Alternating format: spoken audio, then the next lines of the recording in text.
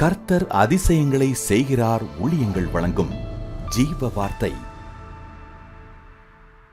இந்த நாளிலும் கர்த்தருடைய ஊழியக்காரன் இயேசுவின் நாமத்தில் உங்களை வாழ்த்துகிறேன். ஆண்டவர் நல்லவர், பெரிய காரியங்களை இயேசப்பா செய்வார். அவர் உங்களுடைய துக்கத்தை சந்தோஷமாய் மாற்றுவார்.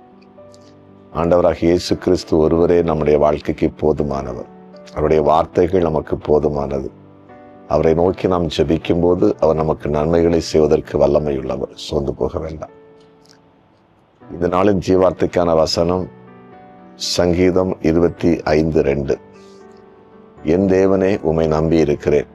நான் வெட்கப்பட்டு போகாதபடி செய்யும். என் சத்துருக்கள் என்னை மேற்கொண்டு மகிழ விடாதையும். நான் வெட்கப்பட்டு போகாதபடி செய்யும். என் சத்துருக்கள் மேற்கொண்டு மகிழ விடாதையும். நாம் வெட்கப்பட்டு போகாதபடி செய்கிற ஒரு ஆண்டவர். அதனால்தான் இங்கே சங்கீதக்காரர் ஆண்டவரிடத்திலே மன்றாடுகிறார், நான் வெட்கப்பட்டு போயிடக்கூடாது. இந்த பூமியிலே நாம் வாழும் பொழுது அநேகருக்கு முன்பாக நம்ம வாழுகிறோம்.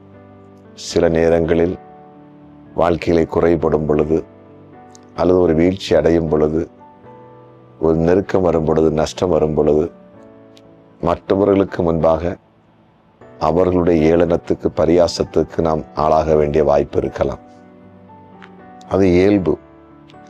இந்த உலகம் அப்படிப்பட்ட ஒரு உலகம்.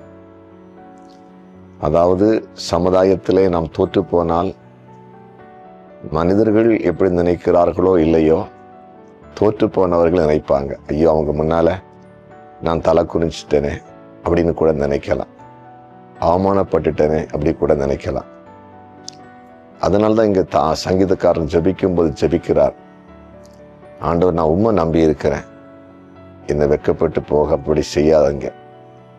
ஏன்னா சத்துருக்கள் அவங்க மேற்கொண்டு மகிழ்வாங்க நான் வெட்கப்பட்டு போனேன். நீங்க கூட அப்படி இருக்கலாம் இல்லை சில நேரத்துல. அதாவது எனக்கு இது நடந்துன்னா உங்க மத்தியில எனக்கு தலைக்குனி உண்டாகுமே, அவமானம் உண்டாகுமே, அப்படியெல்லாம் நீங்க நினைச்சிட்டு இருக்கிறீங்களா? அந்த சூழ்நிலையில கர்த்தர் நிச்சயமா மாற்றுவார். இங்க வெட்கப்பட்டு போகாதபடிக்கு செய்வதற்கு வல்லமையுள்ள ஒரு ஆண்டவர் நமக்கு இருக்கிறார். அவர் ஆண்டவராக இயேசு கிறிஸ்து. அவர் உங்களை வெட்கப்பட்டு போக விடவே மாட்டார். நீங்க அந்த அற்புதத்தை பார்க்க போறீங்க. விசுவாசிப்பீங்களா? விசுவாசிப்பீங்களா? ஜெபிப்போமா? ஜெபிக்கலாம். ஆமா ஆண்டவரே, எங்களை வெட்கப்பட்டு போவதற்கு விடாத ஆண்டவர், வெட்கப்பட்டு போகாம எங்களை நடத்துகிற ஒரு ஆண்டவர். இந்த நாளில் உம்முடைய பிரசன்னத்துக்காய் நன்றி, உம்முடைய கிருபைக்காய் நன்றி. உம்முடைய வார்த்தையை கேட்டு இப்போது ஜெபிக்கிறதான ஒவ்வொருவரையும் உம்முடைய கரத்தில் ஒப்பு கொடுக்கிறேன்.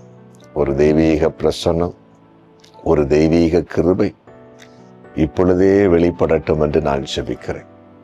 ஆண்டவரால் கூடாத காரியம் ஒன்றுமே இல்லை. எல்லாவற்றையும் ஆண்டவரால் செய்ய முடியும்.